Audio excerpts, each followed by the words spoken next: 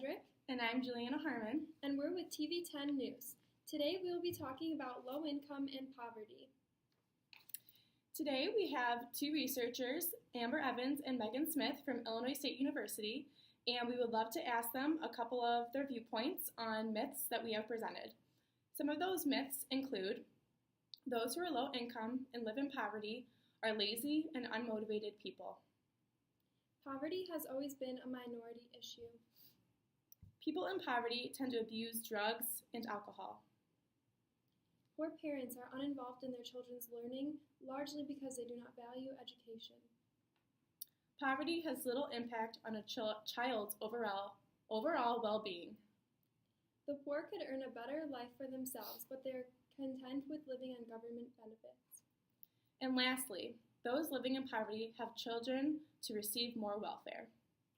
The first myth is, those who are low income or live in poverty are lazy and unmotivated people. Let's see what Megan has to say. Well, actually, two-thirds of people living in poverty work on an average of 1.7 jobs, as well as 75% of children under age 6 years have at least one parent who works part-time, and as well, poor working adults spend more hours working each week than of their wealthier counterparts. Our next myth is that poverty has always been a minority issue. Let's see what Amber has to say about this.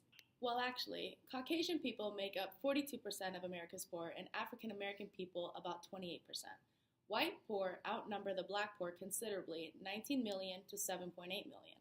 Of the 20 million people who live at this alarming level of want and deprivation, about 42% are white and 27% are black. Next we have, people in poverty tend to abuse drugs and alcohol. Back to Megan. Studies have actually found that alcohol consumption is significantly higher among upper middle class white high school students than among those of poor black high school students. And then only around 20% of people of those on welfare in America reported actually using some kind of drugs in the year prior to being surveyed. Next, let's go to Amber regarding poor parents being uninvolved in their children's learning, largely because they do not value education. They are more likely to work multiple jobs, work evenings, and have jobs without paid leave.